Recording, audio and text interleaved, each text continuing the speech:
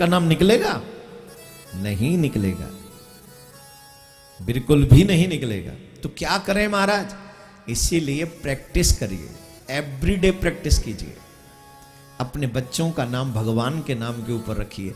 क्या पता उन्हीं में मोह हो जाए और अंतिम समय उन्हीं के नाम से हम बुला लें। अरे बेटा नारायण को बुला दो, बेटा कृष्ण को बुला दो, बेटा राम को बुला दो। एक का भी नाम अगर अंतिम समय पर हमारे मुंह से निकल गया तो हमारा कल्याण हो जाएगा। हमें भी अजामिल की तरह उद्धार होने का, कल्याण होने का मौका मिलेगा हमारा।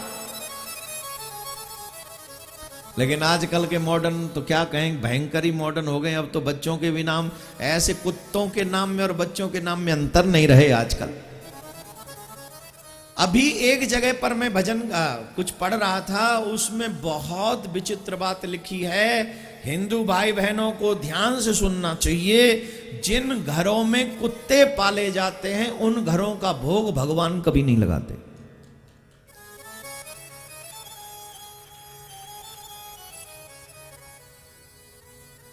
ये मैं मनगढ़ंत कथा नहीं सुना रहा हूं। जिन्हें प्रमाण चाहिए मेरे पास आ जाए। जिन घरों में कुत्ते पाले जाते हैं उन घरों में भगवान कभी भोग नहीं लगाते, उन घरों में कभी शांति नहीं रहती और वो घर के लोग कभी सदगति को प्राप्त नहीं होते। एक शौक पूरा करने के लिए हम लोग अपना परलोक बिगाड़ लेते हैं। याद रखिए, जब तक मैं कहीं से संतुष्टित ना हूं तब तक मैं आपको कोई बात नहीं बताता हूं। प्रमाणित बातें मैं आपको बताता हूं। अब आप कहेंगे कुत्ते तो जीव हैं, क्या जीव को नहीं पालना? जीव को पालिए, घर के बाहर, घर के भीतर नहीं। अगर जीवों में कोई पालने लायक है तो वो है गाय। जहां गाय का पालन होगा वहां पर सभी देवी देवता वास करेंगे। और अब आप कहेंगे महाराज कुत्ते तो हमारे फ्लैट में भी रह सकते हैं, गाय नहीं रह सकती। तो जब नरक जाना ही निश्चय कर लिया तो हम क्या करें फिर? तो मैं सिर्फ रीजन ही वो देने हैं कि हमें कुत्ते ही पालने। आजकल देखो बड़े बड़े घरों की बहन बेटियां कुत्ते उठा के घूम रही हैं। लंबी चौड़ी गाड़ियों में कुत्ते चलते हैं। जो गाड़ी हम लोगों को नसीब नहीं है उन गाड़ियों में कुत्ते बाहर झांकते हुए निकलते हैं, मानो हमें चैलेंज करते होंगे, तुम लोग क्या हो, देखो हमारा भाग्य, चाहे हम कुत्ते हैं पर तुमसे अच्छे हैं। देखो हम में और हमारे सेठ में कोई अंतर नहीं है। बगल वाली सीट पे हमारा सेठ बैठा है और हम इसकी बगल में बैठे हैं। देखो ये इंसान हो के मेरी बगल में बैठा है, मैं कुत्ता हो के इसकी बगल में बैठा हूं। अब बता सेठ मैं हूं कि ये? नहीं, आप सोचिए सेठ कौन है? तुम्हारे लिए भी नौकर है तो उस कुत्ते के लिए भी नौकर रखते हो। तुम्हारे लिए अच्छी खाने की व्यवस्था शायद ना हो लेकिन डॉक्टर पे ये हर महीने जाता है, तुमसे ज्यादा खर्चा इसका है। ऊपर से इसका हाथ पकड़ के आप चलते हो, वो आपका हाथ पकड़ के नहीं चलता। बोले मेरा हाथ, उसका हाथ हम कैसे पकड़ते हैं? वो जो पकड़ के चलते हो ना रस्सी, आप घुमाने ले जाते हो उसे, वो आपको घुमाने नहीं ले जाता। तो मालिक कौन होगा? बोलिए। जिन घरों में कुत्ते पाले जाते हैं उन घरों में ठाकुर कभी भूखे। हरे ही कृपा दे सजन पीरा, राम सिया राम जय जय राम, राम सिया राम जय जय राम। ओ कहो में अनुभव अपना, सत हरि भजन जगत सब सपना, राम सिया राम जय जय राम, राम सिया राम जय जय राम। श्री राधे हरि बोल। हरि बोल।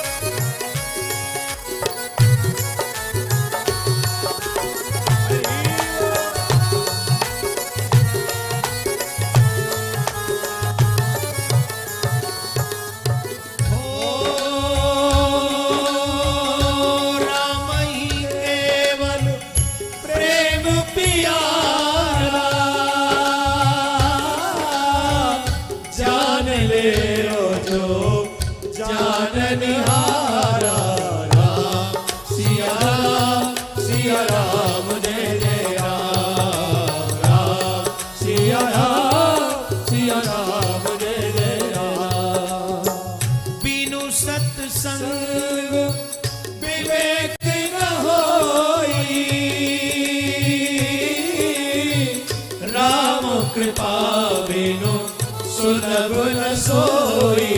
राम सिया राम जय जय राम। राम सिया राम जय जय राम। दोनों हाथ ऊपर कीजिए। हरि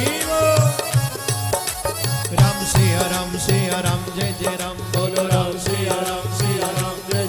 बोलो राम सिया राम जय जय राम। बोलो राम सिया राम जय जय राम। बोलो राम सिया राम बोलो राम सिया राम जय जय राम। बोलो राम सिया राम बोलो राम सिया राम जय जय राम। बोलो राम सिया राम बोलो राम सिया राम जय जय राम। बोलो राम सिया राम बोलो राम सिया राम बोलो राम सिया राम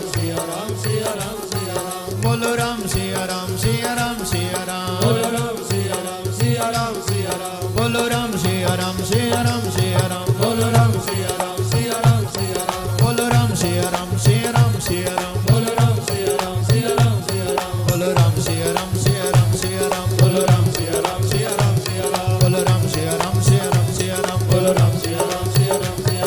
राम सिया राम बोलो राम सिया राम श्री राम जय राम। बोलो श्री राम जय राम।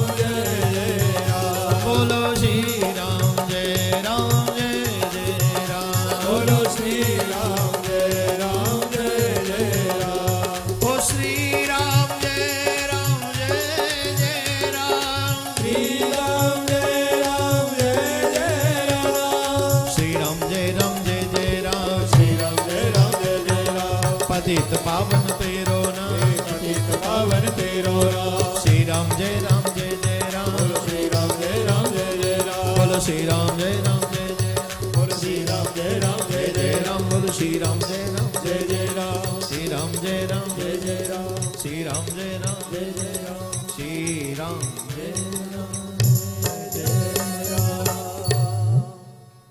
एकाग्रचित होकर बैठ जाएं।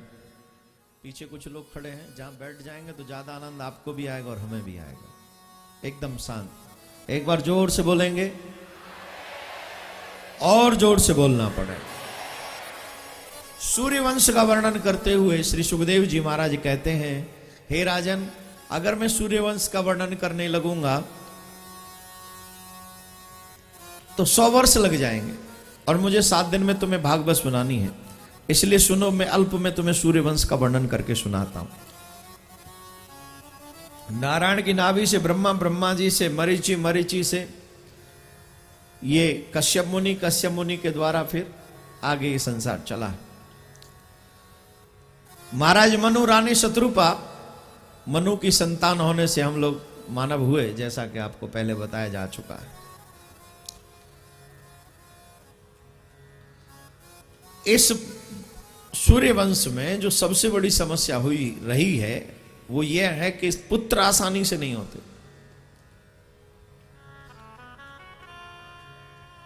श्राद्ध देव और उनकी पत्नी श्रद्धा, श्राद्ध देव मनु और उनकी पत्नी श्रद्धा देवी, उनको भी यही समस्या आती कि पुत्र नहीं है। और हमेशा से सूर्यवंश के जो गुरु रहे हैं वो वशिष्ठ जी रहे। पुनः एक बात समझ लीजिए, जीवन में जब भी कहीं अटको तो दुनिया को अपना दुखड़ा मत सुनाया करो, अपने गुरु को सुनाओ। अब गुरु को सुनाओ, ये बात सब सुनते हैं ध्यान से, लेकिन कई शिष्यों को आदत होती है रोज वही दुखड़ा बार बार गुरु जी के पास जाके रोने की। जो एक बार आपको उपाय बता दिया जाए उसमें श्रद्धा के साथ उसको सुनो और उसे पालन करो। अगर उसे श्रद्धा के साथ पालन करोगे तो दोबारा रोने की नौबत नहीं आएगी, रो ही नहीं सकोगे। लेकिन श्रद्धा से उसे समझो कि गुरुजी ने जो कहा है वो सत्य है। अब डाउट के साथ सुनोगे तो जीवन भर रोते रहो, भटकते रहो, फिर वो समस्या का समाधान कहीं नहीं। लेकिन हां, जब भी दुनिया के आगे रोने का मन करे तो कभी मत रोना, क्योंकि संसार में रोने से तुम्हारे हाथ कुछ आने वाला नहीं है। तुलसीदास बाबा कहते हैं, तुलसी या संसार में दुख नहीं कहिए रोए, दुख नहीं बांटे आपनो जगत हंसाई। ये हमारे बड़े बुजुर्ग लोग ऐसा हम सबको ज्ञान दिया करते थे। आजकल कोई बुजुर्गों के पास बैठता नहीं है, जितना भी टाइम है वो फेसबुक, मोबाइल और ये उसी फ्रेंड्स पे। बुजुर्गों के साथ कौन बैठता है? लेकिन जो बुजुर्गों का अनुभव है वो आपके व्हाट्सएप पे नहीं है अनुभव, वो आपके फेसबुक पे नहीं है, वो आपके गूगल पे भी नहीं है। आज एक बच्ची ने हमसे प्रश्न किया, महाराज हमारे बुजुर्गों के साथ हम कैसे बैठे? हमारे संघ के लोगों के साथ ही हम लोग टाइम शेयर कर सकते हैं, बुजुर्गों के साथ? यही आपकी गलती है। जो युवान अपने बुजुर्गों के साथ बैठते हैं उन्हें रोना नहीं पड़ता है, क्योंकि बुजुर्ग रोने से पहले बचा लेते हैं।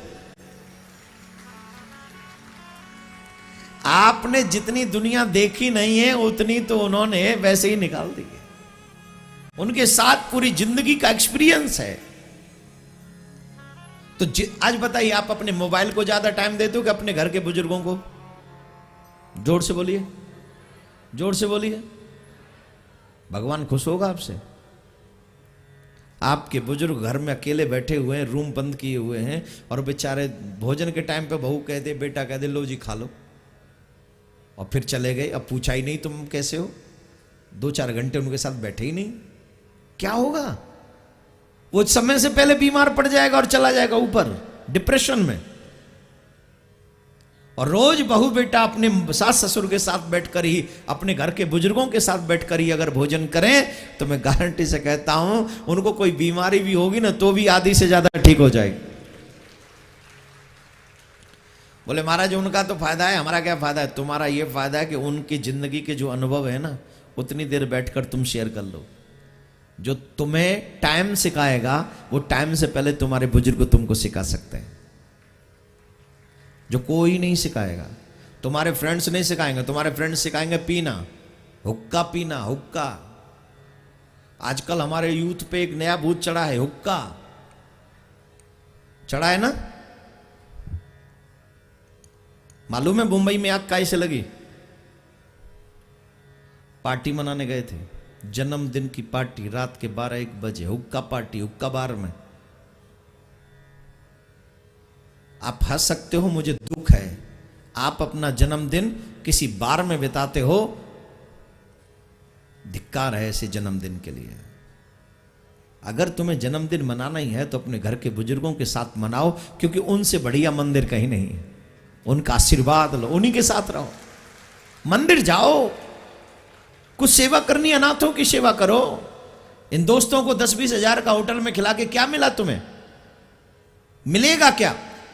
आप एक तरफ तो कहते हो मेरा नया दिन है, नई साल मेरी शुरू होने वाली है, और वो भी आप नशों में और बुरी जगहों पे। ना बाबा ना, यही सिखाते हैं बुजुर्ग, और यही बात हमारे युवाओं को अच्छी नहीं लगती।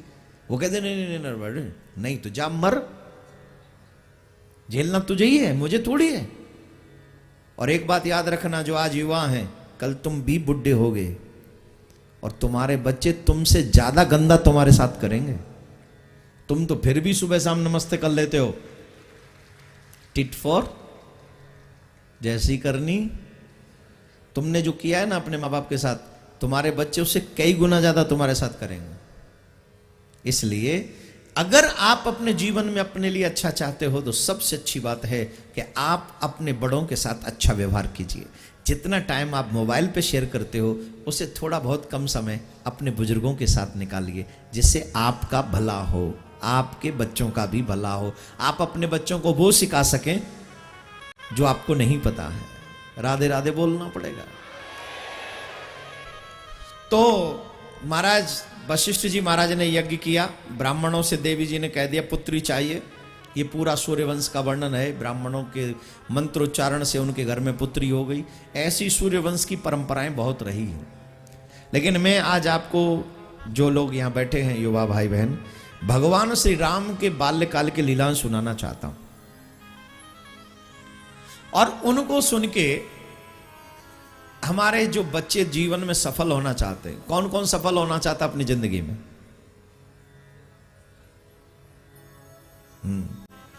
सफल होना चाहते हो ना? नीचे करो हाथ।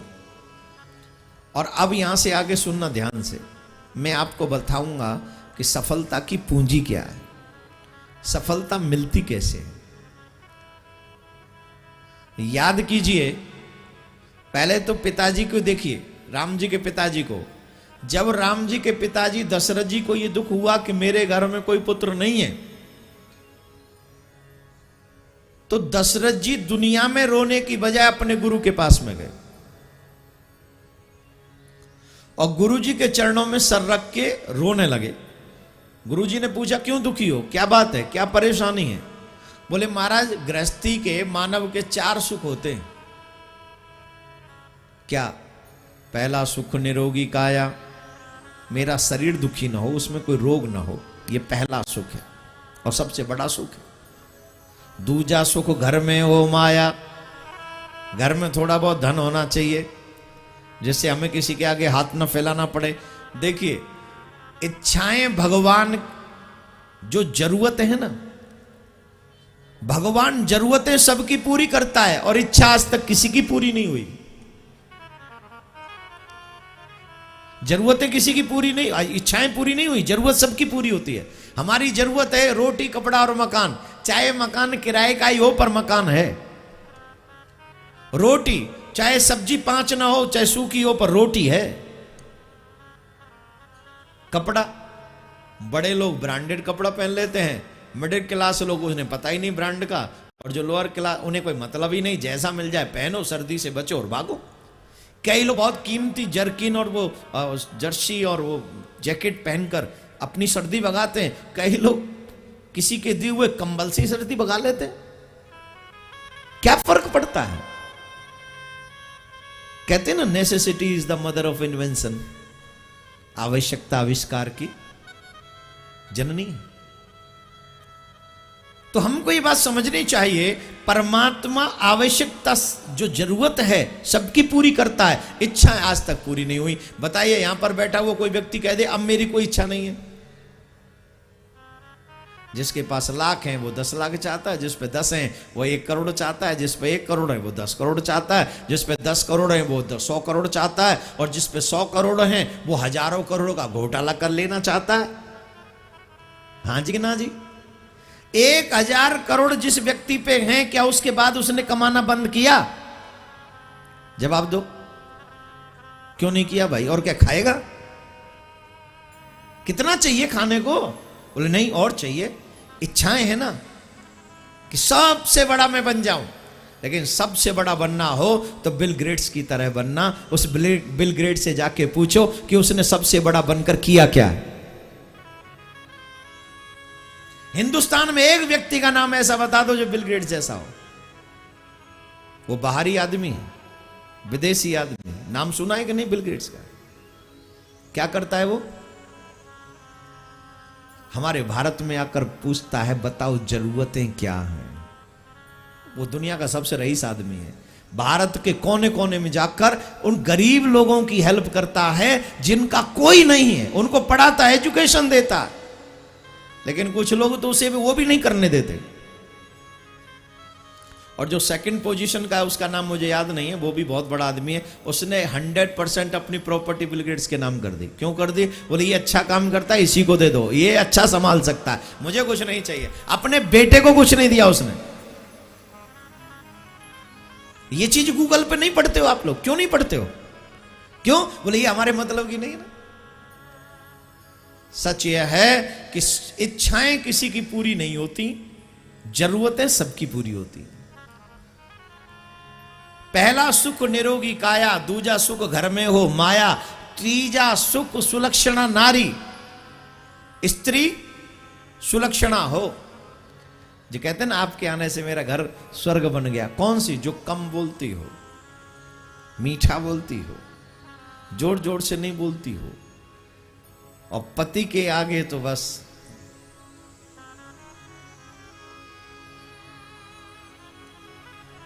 सुलक्षणा नारी। और यहां जो बैठी हैं वो सब सुलक्षणा है, सब की सब। लेकिन पति खुश ना हो, पति भी तो वैसे ही हो। अगर पत्नी मीठा बोलती है तो पति भी मीठा बोले। ऐसा ना हो कि 24 घंटा सिंह की तरह दहाड़ता ही रहे, तो ये पत्नी फिर भूल जाती हैं कि ये वैष्णव देवी हैं, फिर कभी कभी हाथ में तलवार लेके, समझ रहे हैं ना, वो भी एक देवी का ही रूप है। कौन सा? जय काली कलकत्ते वाली। दर्शन किए थे हम तो पहले ही दिन, माता रानी को मना किया है, जय माँ काली कलकत्ते वाली, तेरा वचन न जाए खाली। हाथ में तलवार, दूसरे में गोविंदाय नमो नमः। तो अभिप्राय यह है, पति भी चरित्रवान हो। स्त्री के लिए पति वैसा हो, पति के लिए स्त्री वैसी हो, तो वो तीसरा सुख है। पार्टनर दोनों अच्छे हों, भगवत प्रेमी हों, ये तीसरा सुख है। और चौथा सुख, पुत्र हो आज्ञाकारी। जो मेरा पुत्र हो वो आज्ञाकारी हो। जरा ध्यान से सुनना, आज्ञाकारी पुत्र के लिए कितने माँ बाप ऐसे हैं जो ये कह सकते मेरा बेटा बहुत आज्ञाकारी है?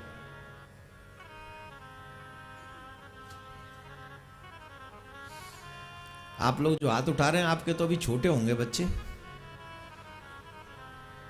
शादी होने तक का इंतजार तो कर लो। तुम अपनी बताओ, तुम आज्ञाकारी हो अपने माँ बाप के? कैमरे में आ रहे हो, ध्यान रखना, भगवान देख लेगा। बहुत कैमरे लगा रखे हैं, 5-10, किसी न किसी में तो आ ही जाओगे। सुनाता हूं, सुनो एक कथा बड़ी प्यारी है।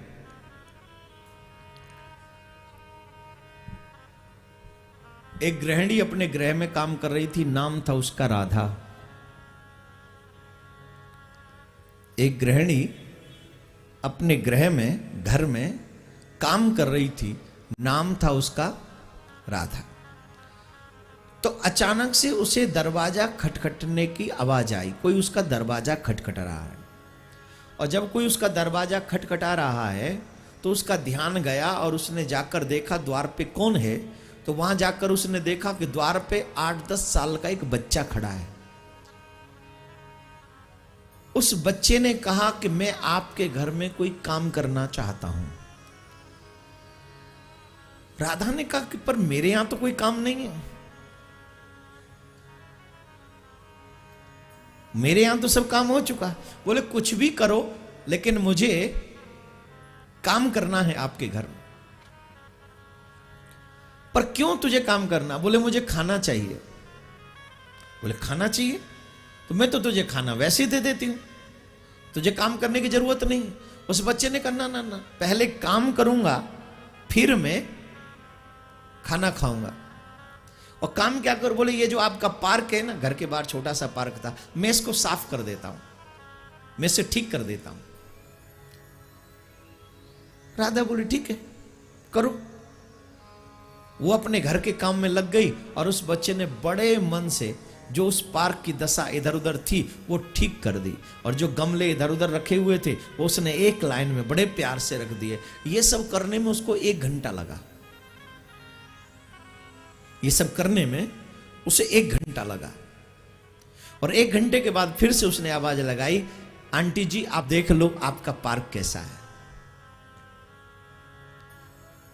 राधा ने देखा पार्क बहुत सुंदर उसने कर दिया, बहुत मन से उसने काम किया है। और जिस गमले को वो भारी समझ के आलस की वजह से कभी उठाती नहीं थी, वो भी उसने साइड में लगा दिए।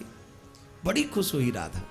और राधा ने कहा कि मैं तुमसे बहुत खुश हूं, बताओ कितना पैसा चाहिए? बोले मुझे पैसा नहीं चाहिए, मुझे खाना चाहिए, मुझे भोजन चाहिए। बोले तुम बैठो, मैं तुम्हारे लिए भोजन लेके आती हूं।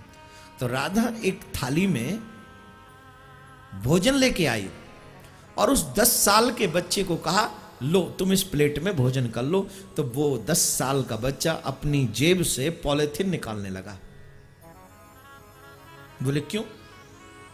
यहां नहीं बैठ के खाओगे, यहीं खा लो। बोले नहीं नहीं मुझे ये घर ले जाना है। बोले घर क्यों ले जाना है? बोले मेरी माँ की तबीयत खराब है और मेरे घर में करने को भोजन नहीं है। दवा तो सरकारी हॉस्पिटल से ले आया हूं, लेकिन डॉक्टर ने कहा है कि खाली पेट दवा नहीं लेनी है, इसलिए मैं ये भोजन अपनी मां के लिए लेके जाऊंगा, इसमें रख दीजिए। राधा रो पड़ी, रोती गई मानो दूसरी मां उसको मिल गई हो। उसने उस बच्चे के आंसू पोंछे, प्यार किया, दुलार किया, अपने हाथ से उस बच्चे को खाना खिलाया और खाना खिलाकर कहा, अब बता तेरा घर कहां है।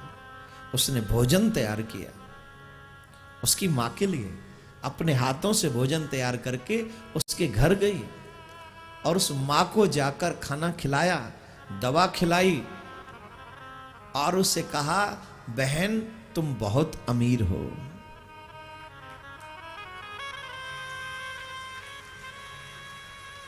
बहन तुम बहुत अमीर हो, जो संपत्ति हम अपने बच्चों को नहीं दे पाए, वो संपत्ति, वो संस्कार तुमने अपने इस छोटे से बच्चे को दे दिया। आज मुझे लगता है कि मुझसे तो कई गुना ज्यादा अमीर तुम हो बहन, जो तुम्हारा बेटा तुम्हारी इतनी चिंता, इतनी फिक्र करता है। मेरे भाई बहन, अमीर वो नहीं जिन पे संपत्ति बहुत है, अमीर वो है जिनकी औलाद संस्कारवान बहुत है, संस्कारवान बहुत। मेरे भारत की चर्चा इसलिए नहीं होती कि ये धनवान बहुत है, मेरे भारत की चर्चा इसलिए होती है कि भारत का युवा चरित्रवान बहुत है, संस्कारवान बहुत है। आप लोग इंग्लिश पढ़े लिखे हो, इंग्लिश मीडियम में पढ़े लिखे हो, आप ही की इंग्लिश कहती है, money is gone, nothing is gone, health is gone, something is gone, character is gone. बोलिए English medium, character is gone, everything is gone, then where is your character. यही सिखाती है भगवान श्री राम की कथा। राम कथा आपको चरित्रवान बनाती है, भगवान की कथा आपको चरित्रवान बनाती है, और जिनके चरित्र बिगड़े हुए हैं वो ही लोग कथा को लाइक नहीं करते, वो मूवी लाइक करते हैं। मैं आप सबसे पूछना चाहूंगा, आप अपनी जवान बेटी को कहां भेजना चाहोगे, कथा में या मूवी थिएटर में? और आप खुद क्यों नहीं मानते इस बात को? बच्चों के लिए चरित्र दूसरा, अपने लिए चरित्र दूसरा, मां बाप के लिए चरित्र दूसरा, क्यों, किस लिए? हम सबको एक ही चरित्र फॉलो करना चाहिए, भगवान श्री राम का और मां जानकी सीता का, और यही सिखाती है रामायण, यही बताती है रामायण। बोलना ही पड़ेगा जोर से, जोर से बोलना पड़ेगा। तो मेरे भाई बहन, दशरथ जी महाराज गुरु जी के पास में गए और कहा, महाराज मेरे घर में कोई पुत्र नहीं, मुझे पुत्र चाहिए। तो वशिष्ठ जी ने कहा, पुत्र चाहिए, कितने पुत्र चाहिए? बोले कितने, एक भी नहीं है महाराज, एक ही हो जाए तो वही में भर पाएंगे। तो गुरु जी ने कहा, नहीं, एक नहीं होगा। धैर्य धीर हुई हैं सुत चारी, एक नहीं, दो नहीं, तीन नहीं, हम लोग जितना भगवान से मांग नहीं सकते, हम लोग गुरु से जितना मांग नहीं सकते, जितना वो देने की क्षमता रखते हैं, जितना वो दे सकते हैं, लेकिन देते पात्र को ही है, कुपात्र को नहीं देते, याद रखना। राम दशरथ को ही मिलेंगे, रावण को नहीं मिलेंगे। अगर राम को पाना चाहते हो तो पहले दशरथ बनना पड़ेगा, तुम्हें कौशल्या बनना पड़ेगा। जब दशरथ बन जाओगे, कौशल्या बन जाओगे, तो राम तुम्हें छोड़कर कहीं नहीं जाएंगे। राम तुम्हारे ही पास रहने वाले हैं, तुम्हारे ही साथ रहने वाले हैं। क्या बोलना पड़ेगा? जोर से बोलना पड़ेगा, और जोर से बोलना पड़ेगा। दशरथ जी से कहा गुरुदेव ने, तुम्हारे घर में एक दो नहीं 4 पुत्र होंगे, मेरा आशीर्वाद है। लेकिन क्या करना पड़ेगा? अब देखो, राम जी तो मिले, लेकिन मिले कब? जो गुरु जी ने कहा वही किया। गुरु जी ने कहा तुम्हें पुत्रेष्ठ यज्ञ करनी होगी। बोले गुरुदेव जब आप चाहें तब से प्रारंभ कीजिए। तो गुरु जी ने श्रृंगी ऋषि को बुलवाया, और श्रृंगी ऋषि को बुलवाकर पुत्रेष्ठ यज्ञ प्रारंभ किया, और पुत्रेष्ठ यज्ञ प्रारंभ करवाया। पुत्रष्टि यज्ञ प्रारंभ हुआ। अग्निदेव प्रकट हुए और अग्निदेव जैसे ही प्रकट हुए तो अग्निदेव ने वरदान दिया, ये प्रसाद ले जाओ और अपनी रानियों को यथावत तरीके से बांट देना, ये मेरा वरदान है। उन्हें 4 पुत्र प्राप्त होंगे, 4 पुत्र प्राप्त होंगे। अर्थ धर्म काम मोक्ष। जो गुरु की शरण में चला जाता है उसे चारों चीज मिल जाती है, अर्थ धर्म काम मोक्ष, यही है। अर्थ सबसे पहले क्या चाहिए? क्या चाहिए? अर्थ माने मनी। अर्थ मिलेगा सबसे पहले, मतलब धन मिलेगा। इसके बाद अर्थ धर्म, दूसरी गति क्या है? धर्म। मतलब धर्म क्यों? बोले अर्थ आ जाए तो अनर्थ मत करना, अर्थ आ जाए तो धर्म करना। पहली स्टेज क्या है? बोले अर्थ। दूसरी स्टेज क्या है? बोले धर्म। आज का व्यक्ति दुखी क्यों है? अर्थ को आते ही दूसरी सीढ़ी बदल लेता है। पहले अर्थ के बाद धर्म होता है, लेकिन आजकल अर्थ के बाद अनर्थ होता है, और वही मेरा लोक और परलोक सब बिगाड़ देता है। चारों चीजें अर्थ धर्म काम मोक्ष। पहली जगह पे कौन है? बोले अर्थ। दूसरी पे बोले धर्म। उसके बाद काम। तीसरी जगह काम। काम भी चाहिए, आवश्यक है काम। काम को दूसरे हिसाब से समझ लो कि संसार में कर्म भी करना है। काम यहां दूसरी स्थिति का वर्णन है, पर मैं इसको दूसरे तरीके से कह रहा हूं कि कर्म नहीं करोगे तो भी सब बेकार है, कर्म भी करना है। अर्थ आ जाए तो धर्म करो, और धर्म के साथ संसार में चलने योग्य जो संयोग्य हैं, जो अच्छे हैं, ऐसे कर्म करो। उसके बाद क्या होगा? बोले मोक्ष। फिर अपने आप सहज में मोक्ष हो जाएगा। और मोक्ष हो गया तो बोले पुनरपि जन्म पुनरपि मरणम पुनरपि जननी जठरेशनम, इससे मुक्ति मिल जाएगी। ये इसी का नाम तो मोक्ष है। संसार में बार बार आना ना पड़े, जाना ना पड़े, इसी का नाम मोक्ष है। और मैं हमेशा कहता आया हूं, जिन लोगों को भगवान ने धनवान बनाया है उनके पास तो और भी ज्यादा अच्छा चांस है कि वो अपना परलोक सुनिश्चित कर ले। अब आप कहेंगे कैसे? बताइए, बिना धन के कोई धर्म होता है क्या? बिना धन के यज्ञ हो सकता है? बिना धन के भागवत हो सकती है? बिना धन के तीर्थ यात्रा हो सकती है? बिना धन के आप यहां गंगा सागर जा सकते हो? जवाब दो, क्या करें? बोले धन होगा तो धर्म होगा। आपको वृंदावन जाना है, चाहे दर्शन करने जाना है, पर उतने का टिकट तो लगेगा ना। वहां रहने सहने खाने पीने की व्यवस्था तो चाहिए ना, उसके लिए धन चाहिए। तो धन हो तो धर्म करो। और जब उस पर कुछ भी नहीं है, साधु महात्माओं पे धन नहीं होता था पहले, तो वो तो धर्म नहीं करते थे। फिर वो चिंतन करते थे, तपस्या करते थे, भजन करते थे। वो फिर ऐसे कार्य नहीं करते थे, फिर तो वो भजन में और तपस्या में लगे रहते थे। हाँ, उस समय धर्म में भी कम राशि लगती थी, यज्ञ में या ऐसी कथाओं में। उस समय पंडाल नहीं लगते थे, माइक नहीं लगते थे, लाइट नहीं लगती थी, नहीं ऐसे नीचे नीचे गद्दे नहीं बिछाए जाते थे, सोफे नहीं होते थे, कुर्सियां नहीं होती थी, उतने खर्चे नहीं होते थे पहले। लेकिन अब हैं, फिर भी अर्थ धर्म काम मोक्ष ये चारों चीज मिल जाती हैं गुरु की शरण में जाने के। राधे राधे बोलना पड़ेगा। और ये चारों चीज मिली दशरथ जी को। दशरथ जी गुरुदेव की शरण में गए और गुरुदेव जी ने यज्ञ करवाया और 4 पुत्र होंगे ऐसा वरदान मिला। और प्रसाद जाके 3 रानियों को खिला दिया और 3 रानियों ने वो प्रसाद ग्रहण किया। यहां पर एक प्रसंग है, अगर आपका मन हो तो बता दूं। रामचरितमानस का, वैसे राम कथा तो हो नहीं रही, भागवत कथा हो रही है, पर राम जी का चरित्र बीच में आया है थोड़ी देर के लिए, तो बता दूं।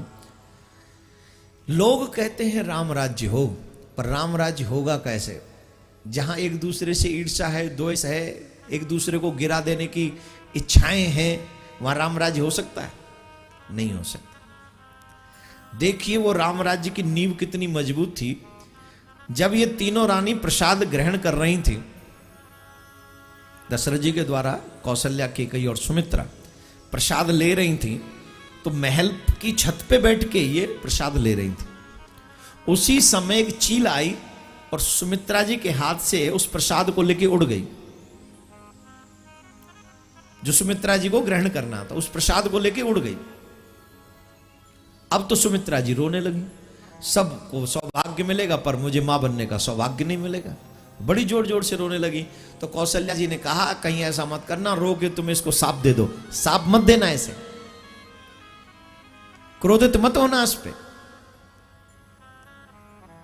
बोले मैं इसे साप तो नहीं दूंगी लेकिन मैं मां नहीं बन सकूंगी। बोले कौन कहता है तुम मां नहीं बन सकोगी? बोले मेरा प्रसाद तो लेके उड़ गई। बोले चिंता मत कर, अभी हम दोनों ने अपने अपने बट का प्रसाद नहीं ग्रहण किया है। हम अपने बट के प्रसाद में से आधा आधा प्रसाद तुम्हें देंगे। हम एक एक पुत्र की मां बनेंगी, पर तुम सौभाग्यशाली हो, 2 भाग होने के नाते तुम्हें 2 पुत्र प्राप्त होंगे। आज की भाषा में कहें तो कौशल्या, केकई, सुमित्रा आपस में कौन है? आज की भाषा में बोली, वो तो पहले भी वही थी। जोर से बोलो, सौत।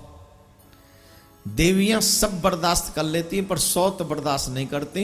ये बुढ़ापे में भी कोई दूसरी ले आए ना तो बूढ़ी अम्मा भी तलवार लेके बाहर खड़ी है जाती, तेरी हिम्मत कैसे भाई, मर जाऊंगी या तो मार दूंगी, तेरी नार काट दूंगी, खबरदार तू या भीतर ले आया तो चल पुलिस थाने। हाँ जी कि ना जी? बताओ हाँ जी कि ना जी? यह है राम राज्य की नींव। सौत को भी मां बनने का सौभाग्य प्राप्त करा रही हैं ये दोनों माएं। एक भरत की मां है, एक राम की मां है। जिनका हृदय इतना विशाल होता है उन्हीं के घर में भगवान का प्रादुर्भाव होता है।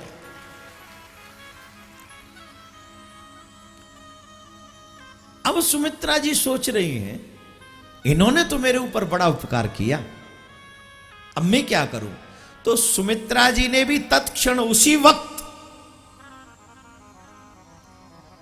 प्रतिज्ञा की कि जो पुत्र कौशल्या के प्रसाद से होगा, मैं प्रण करती हूं वो पुत्र जीवन भर कौशल्या के पुत्र की सेवा करेगा,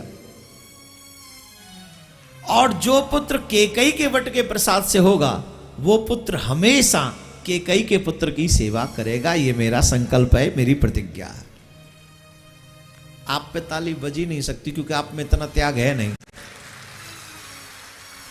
आप ठहरे पिज्जा खाने वाले लोग, बर्गर पिज्जा खाओ, गोलगप्पे खाओ और संदेश रसगुल्ला खा के अपना जीवन बिताओ। क्या मतलब है हमें राम जैसा बनना, लक्ष्मण जैसा? हमारे दूर दूर तक ये सब चीजें दिमाग में नहीं है। आप हमें लक्ष्मण बनाना चाहते हो। कौन सा ऐसा छोटा भाई है जो अपने बड़े भाई के लिए लक्ष्मण बनकर जिंदगी जी बिता दे? आज ये कथा नहीं है, ये पारिवारिक कथा है। पूछिए अपने आप से, कौन सा छोटा भाई है जो लक्ष्मण बन सकता है, शत्रुघ्न बन सकता है, और कौन सा बड़ा भाई है जो राम बनकर अपने भाई के लिए पूरा घर छोड़कर निकल जाए कि मेरे भाई तू रहना, मैं अपने आप देखूंगा, टेंशन मत लेना। है क्या? इसीलिए मम्मी पापा समझदार हो गए, 2 नहीं करते, 1 ही करते, नहीं तो लड़ेंगे। मम्मी पापा को टेंशन होती है, लड़ेंगे तो हमें और खचेड़ेंगे। 6 महीना तेरे यहां रहेंगे, 6 महीना मेरे यहां रहेंगे। एक ही करो कि जिंदगी भर तेरे ही यहां रहेंगे। ले, राधे राधे बोलना पड़ेगा। अब कृपा करके बताइए कौन सा ऐसा भाई है जो लक्ष्मण जैसा हो और राम जैसा हो?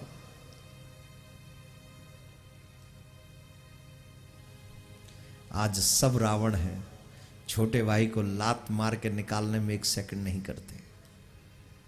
सब बाली की तरह हैं, अपने भाई की पत्नी पर भी कुदृष्टि कर लेते। सब नहीं, लेकिन बहुत हैं जिनकी बातें सुनता हूं, दर्द होता है। जिस समय भगवान श्री राम ने राजा बाली को मारा था, बाली ने कहा मैंने आपका क्या बिगाड़ा? ध्यान से सुनना, माताएं बहन भी सुने और भाई भी। ये मन बहुत चंचल हो गया है और चंचल मन की वजह से मेरे सारे रिश्ते बर्बाद हो गए। अब यहां रिश्ते पालन नहीं होते। ऐसे ऐसे प्रसंग सुनने को मिल जाते हैं, आपके रोंगटे खड़े हो जाएंगे। राजा बाली ने, सुग्रीव के भाई ने पूछा, आपने मुझे क्यों मारा? मैंने आपका क्या बिगाड़ा है? मैंने तो आपका कुछ बिगाड़ा नहीं। बेवजह किसी को मारना तो धर्म नहीं हो सकता, और मैंने सुना है आपका प्राकट्य धर्म की रक्षा के लिए हुआ है, फिर आपने मुझे क्यों मारा? बाली ने पूछा। तो राजा बाली ने जब ये पूछा, क्योंकि किष्किंधा का राजा तो था ही, भगवान श्री राम ने कहा, अनुज वधु भगनी सुत नारी, सुन सठ कन्या सम ये चारी। इन्हीं कुदृष्टि बिलो कई जोई, ताय बधे कछु पाप न होई। सावधानी पूर्वक सुनना। अपनी बहन, अपनी बेटी, अपने छोटे भाई की पत्नी, अनुज वधु भाई की पत्नी, अपनी बहन बेटे की पत्नी, पुत्र की पत्नी, इनको जो कुदृष्टि से देखता है, सिर्फ देखता है, शब्दों पे ध्यान दीजिए, इन्हीं कुदृष्टि बिलो कई जोई। छोटे भाई की पत्नी, बेटे की पत्नी, अपनी बहन और बेटी, इन पर बुरी नजर रखने वाले को भी मारने में कोई पाप नहीं। ये दंड प्रावधान है। आजकल लोग अपने बच्चों को दंड नहीं देते। देखिए, चाणक्य नीति में ऐसा कहा गया है, 5 वर्ष तक बच्चे की आयु जब तक हो तब तक उसे लाड़ प्यार दुलार देना चाहिए जम के। 5 वर्ष के बाद 10 साल जो अगली हैं, 5 से 10 मतलब 15 साल तक गलती करने पर उसे दंड भी देना चाहिए। बिना ये सोचे समझे कि 1 है कि 2 है कि 4, उसे दंड नहीं दोगे तो आप उसको गलती दोबारा करने के लिए उकसा रहे हो, प्रेरित कर रहे हो कि आप दोबारा भी गलती करो, हम कुछ नहीं कहेंगे। 15 साल तक की उम्र तक बच्चे को बार बार दंड दो जब जब वो गलती करे, और 15 साल के बाद फिर उससे मित्रवत व्यवहार करना चाहिए, फिर उसे कभी दंडित नहीं करना चाहिए, फिर उसे समझाना चाहिए। अब बोले महाराज इतना क्यों डांटे क्यों? बोले सुनिए, फूलों को जब भगवान के गले में पहुंचना होता है ना माला बन के, तो सुई उनके भीतर से होके गुजरती है, तब वो माला बनते हैं। सोने को बजा लो, बहुत कम बजाते हैं यहाँ के लोग, वो बड़े कंजूस है ना, ताली भी धीरे धीरे ही बजाएंगे, लग ना जाए। फूल को अगर माला बनना हो भगवान के गले के लिए तो सुई उसके भीतर से गुजरती है। सोने को अगर गहना बनना हो तो आग में तपना पड़ता है, और डंडे की वो जो होता है ना एक पीटने वाला, उसकी चोट सहनी पड़ती है, तब जाके माता बहनों के कान, नाक और गले तक पहुंचता है। और की तो बात छोड़िए, जिस पत्थर को अपनी पूजा करवाने का शौक है वो, उसे भी कई बार छेना हथौड़ियों से पिटना पड़ता है, उसके बाद मंदिर में जाकर पूजने का अधिकार उसे प्राप्त होता है। हमारे और आपके बच्चे क्यों बिगड़ रहे हैं? क्योंकि हम अपने बच्चों को दंड नहीं देते। हमारा वात्सल्य उमड़ता है, हमारी ममता उमड़ती है, हम उसके अपराधों को क्षमा करते चले जाते हैं, और आगे जाकर वो इतना बड़ा अपराधी बन जाता है कि आपके हाथ से निकल जाता है, फिर वो आपके हाथ में नहीं आता। और आज जितने भी बिगड़े हुए लोग हैं वो मां बाप की वजह से। चाणक्य नीति को अपनाइए। मैं दंड देने के लिए नहीं कह रहा कि उसको बहुत जोर से पीटो, नहीं, लेकिन दंड दो, उसे समझा दो कि आप गलत काम कर रहे हो, गलत आपको नहीं करने देना है। राधे राधे बोलना पड़ेगा, जोर से बोलना पड़ेगा, और जोर से बोलना पड़ेगा। तो मेरे प्यारे, भगवान श्री राम जब प्रकट हुए तो बाल्यकाल से उन्होंने अपने चरित्र से लोगों को सिखाया। रामाय रामभद्राय रामचंद्राय वेदसे रघुनाथाय नाथाय सीताया पतये नमः। सुनिए, प्रातकाल उठ के रघुनाथा, मात पिता गुरु नावई माथा, आय सुमांग करही पुर काजा, देख देख ये हर सही राजा, वेद पुराण सुनहि मन लाए, आप कहें अनुजई समुझाए।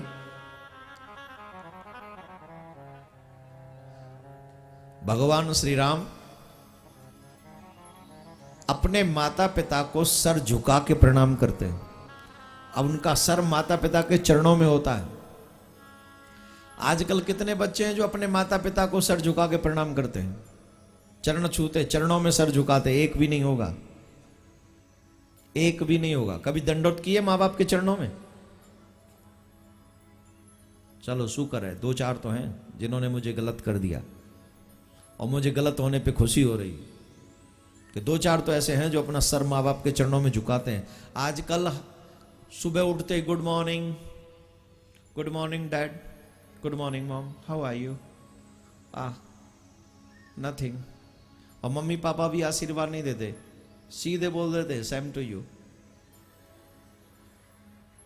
आप हंस सकते हैं लेकिन सोचिए कि आपके बच्चों ने क्या खो दिया आपसे।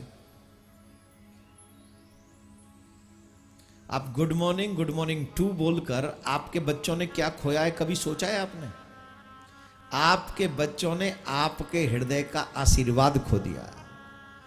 अब माँ बाप का आशीर्वाद बच्चों को नसीब नहीं है, क्योंकि गुड मॉर्निंग बोलेगा, गुड इवनिंग बोलेगा, गुड आफ्टरनून बोलेगा, गुड नाइट बोलेगा, आशीर्वाद तो नहीं मिलना, सेम टू यू ही बोल देंगे या ज्यादा गुड मॉर्निंग बोल देंगे। लेकिन जो माएँ आशीर्वाद देती हैं, जो पिता आशीर्वाद देते हैं, जो बुजुर्ग आशीर्वाद देते हैं, मैं तो कभी कभी फोन ही अपनी माँ को इसलिए करता हूं आशीर्वाद पाने के लिए।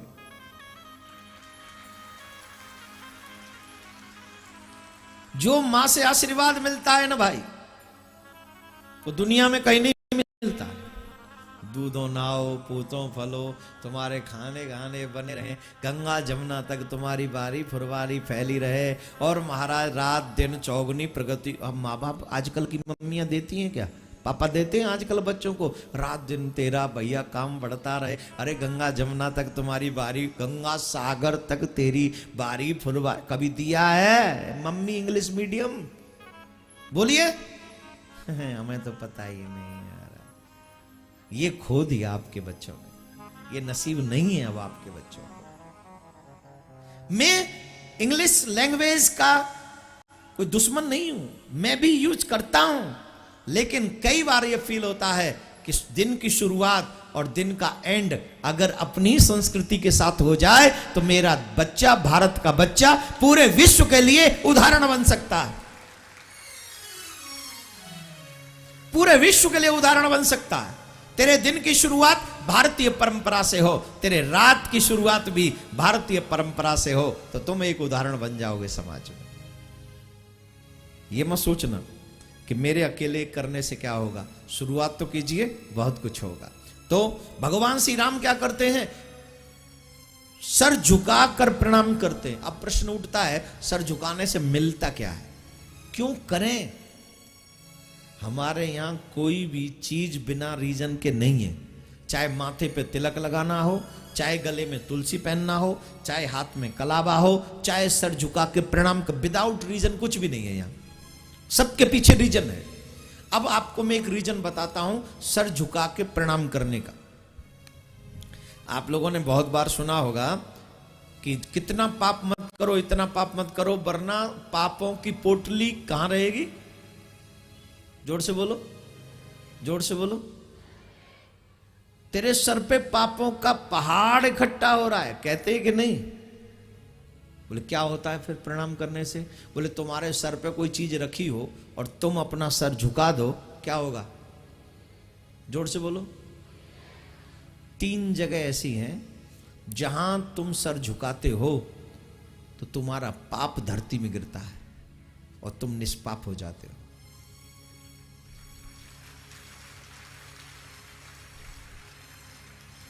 और 3 जगह तो पूछ ही नहीं आप। देवालय, देव मंदिर, जहां भगवान के यहां जाते हो, भाइयों को सीधे साष्टांग दंडवत करना चाहिए और माता बहनों को घोंटू के बल बैठकर सर झुका के प्रणाम करना चाहिए। आपका पाप तुरंत धरती में गिर जाएगा, पृथ्वी पे गिरेगा और आप निष्पाप हो जाओगे। 3 जगह हैं जहां सर झुकाने से आप निष्पाप हो जाते हो, भगवान के यहां, गुरु के यहां और अपने मां बाप के चरणों में। इसलिए सभी बच्चों से एक बात कहूंगा, सुबह प्रणाम करके जाओ। अगर रात में भी कोई पाप हो गया हो तो वो रात का पाप सुबह गिर जाए और रात में आके फिर से प्रणाम करो। अगर दिन में कोई पाप हो गया हो तो फिर से वो पाप गिर जाए और आप निष्पाप होकर अपना पवित्र जीवन व्यतीत करें। ऐसा हमारे भारतीय लोगों को अवश्य करना चाहिए। जो जो चाहते हैं हमारे पाप गिर जाएं वो तो रोज करें। और जो नहीं चाहते हैं, कई लोग वैसे भी तो होंगे, अरे हम ही देखें पाप हमारा क्या बिगाड़ेंगे। तो please wait and watch, one day you will have गोविंदाय नमो नमः, फिर वो फेस करना और क्या होगा। हमारा काम है आपको उचित राह दिखाकर आपको निष्पाप करना, यही तो बताती है। अब भगवान श्री राम वेद पुराण सुनई मन लाई। बहुत से लोग कहते हैं भगवान की कथा बुढ़ापे में सुनेंगे, झूठ बोलते हैं वो, उन्हें जिंदगी का महत्व मालूम नहीं है। जो लोग ये कहते हैं कि कथा बुढ़ापे में सुनेंगे, वो अपना नाश करना चाहते हैं, अपने जीवन का नाश करना चाहते हैं। बोले ये क्या मतलब है? मतलब सीधा सा है, अगर कोई अच्छी चीज आप जीवन में उतार लो और जीवन में सीख लो, आप बचपन में पढ़ने क्यों जाते हो बताओ? क्यों जाते हो? इसलिए जिससे जीवन भर मेरे काम आ सके, जीवन व्यतीत करने में मुझे आसानी हो। ठीक वैसे ही जैसे पढ़ने आप बचपन में जाते हो, ठीक वैसे ही बचपन से ही आपकी भक्ति की शुरुआत हो जानी चाहिए, कथाओं की शुरुआत होनी चाहिए। क्योंकि अगर बचपन से सीख लिया तो जवानी सुधर जाएगी, और जवानी सुधर गई तो प्यारे जिंदगानी सुधर जाएगी, पूरी जिंदगी समझ जाएगी। अधिकांश व्यक्ति जवानी में तो पाप करता है, जवानी में तो भटकता है, मोरा बन के नाचता फिरता है सड़कों पे। आज मेरे यार की शादी है, जवानी में तो गलत करता है, लेकिन बचपन से ही अच्छा सीख लेगा तो जवानी सुधर जाएगी, और जवानी सुधर गई तो बुढ़ापा खराब होने वाला नहीं है। क्योंकि जवानी के सारे सुंदर कर्म तेरे बुढ़ापे में मदद करने वाले हैं, तेरी हेल्प करने वाले हैं, तेरी सहायता करने वाले हैं। सारे सुंदर कर्म राधे राधे बोलना पड़ेगा। इसलिए भगवान श्री राम ने बचपन से ही वेद पुराण सुनहि मन लाई, बचपन से ही वेदों की कथा सुनी और पुराणों के। और ये बात मैं नहीं कह रहा हूं, भगवान श्री राम ने सुनी है। जितनी भी माएं अपने बच्चों का भला चाहती हैं, उन्हें जरूर भगवान की छोटी छोटी कथाएं सुनाते रहा करो। जो अपना बुढ़ापा सुरक्षित करना चाहते हैं, उन्हें भी चाहिए कि अपने बच्चों को भगवान की कथा सुनाते रहो। अगर बच्चे आज से सीख लेंगे तो कल तुम्हारा बुरा नहीं होगा, और अगर आज नहीं सीखे तो कल तो तुम्हें सोचना ही पड़ेगा कि क्या हो गया, क्या होना चाहिए था। तो भगवान श्री राम की ये कथा तो राम कथा 9 दिन की है, पर ये छोटे से प्रसंग मैंने आपको इसलिए सुनाए जिससे हम सबको, राम तो नहीं बन सकते पर राम जैसा बनने का एक भाव मन में आ जाए। सीता तो नहीं बन सकते, लेकिन सीता जैसी बनने का भाव मन में आ जाए, बहुत ज्यादा जरूरी है। तो अब हम और आप सभी चंद्रवंश की ओर चलते हैं। सूर्यवंश में भगवान श्री राम का प्राकट्य हुआ और चंद्रवंश में भगवान श्याम सुंदर का प्राकट्य हुआ, जिसके लिए आज हम इकट्ठे हुए हैं यहां पर कृष्ण जन्म महोत्सव मनाने के लिए। कहते हैं भगवान के उत्सव में सम्मिलित होने से नित्य नए उत्सव हमारे जीवन में होते हैं। इसलिए दुनिया की कोई पार्टी छूट जाए तो गम मत करना, लेकिन भगवान का उत्सव कभी छूटना नहीं चाहिए, कभी नहीं छूटना चाहिए।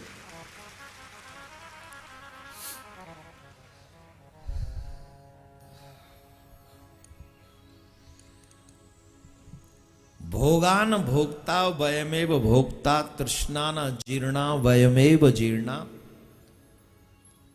भोग कभी भोगे नहीं जाते, अपितु ये भोग हमें भोग रहे हैं।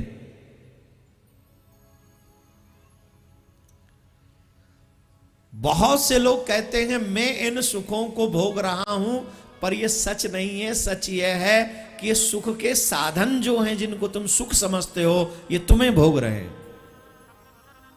कैसे? बोले ऐसे, आपकी भोजन की थाली में भोजन रखा हुआ है और आपने भोजन करना प्रारंभ किया, और आपने भोजन करना प्रारंभ किया तो थाली में से भोजन समाप्त हुआ कि भोजन करते करते हम समाप्त हुए? जवाब दो।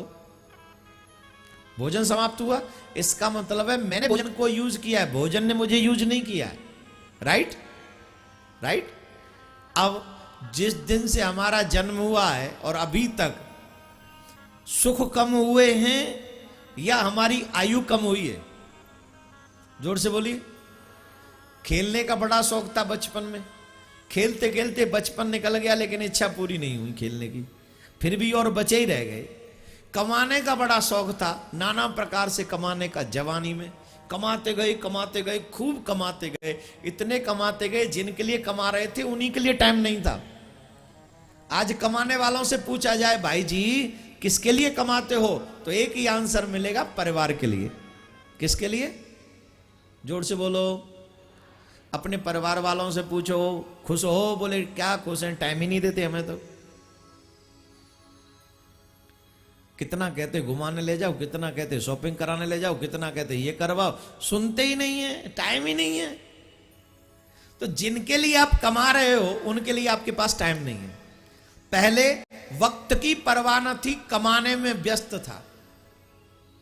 पहले वक्त की जवानी में पहले पैसा कमाने के लिए अपना स्वास्थ्य दांव पे लगा दिया, और जब बुढ़ापा आ गया तो उस स्वास्थ्य को ठीक करने के लिए पैसा गंवा दिया। उल्टा हो गया, जहां से शुरू किया वहीं पहुंच गए। हां जी कि ना जी? जोर से बोलो जी। तो सुखों को भोगते भोगते मेरी तो आयु गई ना। तो मैंने सुखों को अगर भोगा होता तो सुख कम होते, मैं थोड़ी कम होता। पर धीरे धीरे मैं ही कम हो गया, मैं ही समाप्त हो रहा हूं। भोगा न भोगता वह मैं भोगता, भोग कभी भोगे नहीं जाते, अपितु ये भोग हमें भोगते हैं। इसलिए आखिरी श्वास से पहले मेरे जीवन का उद्देश्य मुझे मिल जाए, ऐसी मनोवृत्ति के साथ मानव जीवन व्यतीत करना चाहिए। बोलो राधे राधे। एक राजा ययाति जिनकी कथा भागवत में आती है, जिन्होंने शुक्राचार्य की बेटी के साथ में विवाह किया। शुक्राचार्य जी की बेटी के साथ में वहां की राजकुमारी भी आई थी, दासी बनकर। क्योंकि वो स्वाभाविक तौर पर दासी थी नहीं, राजकुमारी थी, तो वो देखने में बड़ी सुंदर थी और धीरे धीरे राजा उसकी तरफ आकर्षित हुए। और ये बात जब शुक्राचार्य जी की बेटी को पता चली तो शुक्राचार्य जी की बेटी क्रोधित होकर अपने पिताजी के यहां चली गई। राजा ययाति उन्हें मनाने के लिए गए। शुक्राचार्य जी ने साफ दे दिया, जाओ, जिस जवानी पर तुम इतना घमंड करते हो ये तुम्हारी जवानी बुढ़ापे में बदल जाए, साफ दे दिया। अब तो वो राजा बड़े दुखी हुए, बड़े परेशान हुए।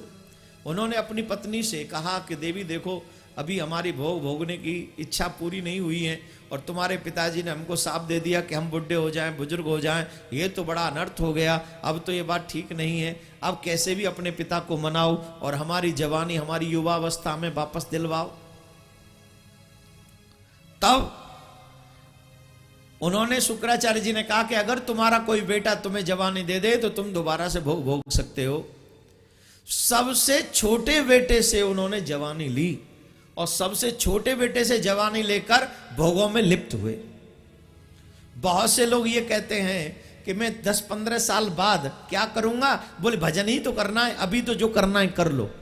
पर सच यह है, अगर इन इंद्रियों को तुमने फ्री छोड़ दिया तो ये इंद्रियां कभी पूरी होने वाली नहीं है, इच्छाएं कभी पूरी होने वाली नहीं है, ये इंद्रियां कभी तृप्त होने वाली नहीं है। जितना फ्री छोड़ोगे उतना ही भटकती रहेंगी। इनको जितनी जल्दी कंट्रोल में कर लोगे उतना ही आनंद में आ जाओगे, उतने ही सुखी हो जाओगे, उतने ही अपने लक्ष्य के करीब पहुंच जाओगे। इंद्रियों को फ्री मत छोड़ो, इंद्रियों को बांधो। एक एग्जाम्पल देते हैं। हम लोग यहां बैठ के कथा सुन रहे हैं और अगर किसी सिंह को यहां बीच में छोड़ दिया जाए, शेर को बीच में छोड़ दिया जाए, तो बताओ शेर यहां आके क्या करेगा? कथा सुनेगा आपकी तरह? बोलो क्या करेगा?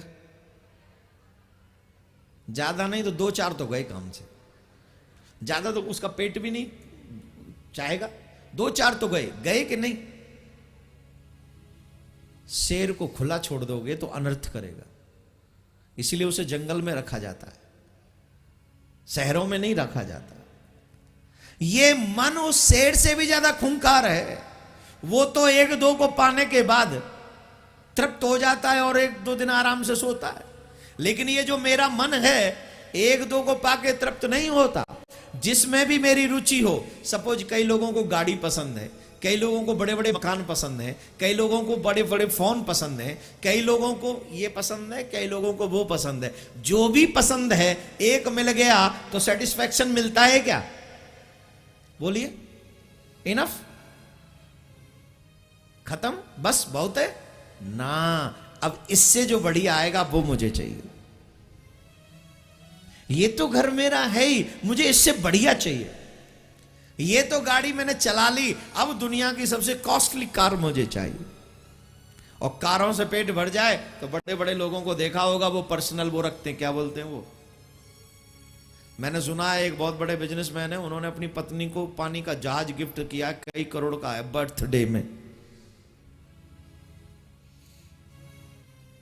भैया पैसा वाले की तो लीला अलग ही है, वो तो मतलब अलग ही है। लेकिन इच्छाएं पूरी होती हैं क्या? नहीं होती हैं। राजा ययाति ने देखा कि जैसे मैं फंसा हुआ हूं स्त्री मोह में, वैसे ही तो ये पशु भी फंसे हुए स्त्री मोह में। उन्होंने पशुओं को देखा एक दूसरे की तरफ आकर्षित होते हुए, बोले मुझ में और इनमें अंतर क्या है? We are earning, they are earning, we are sleeping, they are sleeping, we are eating, they are eating, we have children, they have children. What is the difference between animals and human being? Nothing. क्या अंतर है? कुछ भी तो नहीं। हमारे बच्चे, उनके बच्चे, हम सोते हैं वो सोते हैं, हम खाते हैं वो खाते हैं, हम कमाते हैं वो कमाते हैं। अंतर है। हम लोग इस जन्म में अपना कल्याण कर सकते हैं, लेकिन कोई पशु योनि में रहकर अपना कल्याण नहीं कर सकता है। ये अंतर है। लेकिन ये बात समझ में आती है, बोले कथा बुढ़ापे में सुनेंगे, जब बुढ़ापे में सुनेंगे तो बुढ़ापे में समझ में आती है, और आएगी भी कि नहीं क्या गारंटी। तो जिंदगी भर इतनी काले की जम जाती है, यहां इतने मित्रों की बात यहां बैठ जाती है, तो पंडित जी की बात समझ में आती नहीं तब तक तो। और आ भी जाए तो कान काम नहीं करते। ये पंडित जी कहते हैं राम राम भजो, और इसको लगता है रावण का नाम ले रहे हैं, उसका नाम ले रहे हैं, ज्यादा पुण्य मिलेगा। उल्टा ही समझ बैठते हैं तो गड़बड़ हो जाती है। तो जितने भी युवा भाई बहन यहां पर कथा सुन रहे हैं, आप सबसे एक ही प्रार्थना है, अभी नहीं तो अगर इस बार मौका गंवा दिया तो दोबारा हाथ में आने वाला नहीं है। कल भी काल का नाम है, जो है वो यही एक पल है। इसी पल को अच्छा बना लो तो हमें भी सीखने को कुछ मिल जाएगा। तो राजा ययाति ने पशुओं से शिक्षा लेकर अपने भोग विलास वाली इच्छाओं का वध किया, उन्हें समाप्त किया, और फिर भगवान के चरणों के अनुरागी हुए, और तब जाकर उनका कल्याण हुआ। बोलो राधे राधे। आइए अब हम और आप चलते हैं भगवान श्याम सुंदर के प्राकट्य महोत्सव की ओर। विराज जाइए, बड़ी जल्दी है? ठंड पड़ रही है महाराज, घर जाना है, बुढ़ापा है, रास्ता नहीं दिखेगा, ठंड लग जाएगी, कल बीमार पड़ जाएंगे। अरे जिस भगवान के लिए तुम यहाँ आए हो कथा सुनने, कभी कभार उस भगवान पे भी भरोसा किया करो। जिसके लिए कथा सुनने आए हो वो तुम्हें ठंड लगने देगा? प्रॉब्लम ही यहां होती है कि आते भी हैं और भरोसा भी उस पे नहीं है। यही सबसे बड़ी प्रॉब्लम है। जब कथा का समय है 6:30 बजे तक, तो 6:30 बजे तक का समय लेके आओ। और कितना बचा है? 35 मिनट। 35 मिनट पहले जाके वहां कौन से रसगुल्ला खा लोगे भाई? और रसगुल्ले खाने तो 35 मिनट बाद में खा लेना। कहने का अभिप्राय है 6:30 बजे तक का समय अब आप लोग लेके आए, जिससे पूरी कथा आपको सुनने को। अभी कृष्ण महोत्सव की ओर चले। मथुरा नगरी एक पुरातन नगरी है। श्री परीक्षित जी महाराज सुखदेव मुनि से कहते हैं, कथितो वंश विस्तारो भवता सोमय सूर्यो राज्ञाम च वंशानां चरितम परमाद्भुतम। भगवान श्याम सुंदर के चरित्रों को विस्तार पूर्वक कह के सुनाईगा महाराज। जैसे भगवान श्री राम के चरित्र आपने अल्प में कह दिए, वैसे मत कहना। तो श्री सुखदेव जी महाराज कहते हैं, चिंता मत करो, मैं तुम्हें विस्तार पूर्वक सुनाऊंगा। तो सुनो। मथुरा नगरी बहुत पुरातन नगरी है, जिसे हम लोग मधुपुरी भी कहते हैं। और बड़ा सुंदर स्थान है। वहां के राजा, उनका नाम है उग्रसेन, और उग्रसेन के एक पुत्र हैं, उनका नाम है कंस, और वो कंस बहुत पापी है, बहुत बड़ा पापी है। एक बात और समझ लें, घर में संतान अगर अच्छी हो, भक्ति भाव वाली हो, तो समझना चाहिए भगवान की बड़ी कृपा है, बहुत भारी कृपा है। और अगर संतान दुष्ट प्रवृत्ति की हो, जो रोज मदिरा पिए, मीट खाए और क्या क्या करे, इधर उधर घूमने जाए, माँ बाप को इग्नोर करे, धर्म वर्म में उनका कोई मनी न हो, तो समझना हमारे पूर्व जन्म के पाप बहुत हैं। भगवान ने उन पापों का प्रायश्चित भुगवाने के लिए हमको ऐसी औलाद दी है।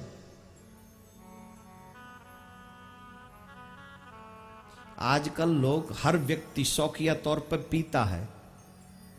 विशेष तौर पर मैंने सुना मेट्रो सिटियों में देवियां भी शुरू हो गई हैं। लेकिन एक बात बता दूं, अगर कोई शौक पालना है तो बिगड़ने वाला शौक मत पालिए। अगर शौक रखने की इतनी ही इच्छा है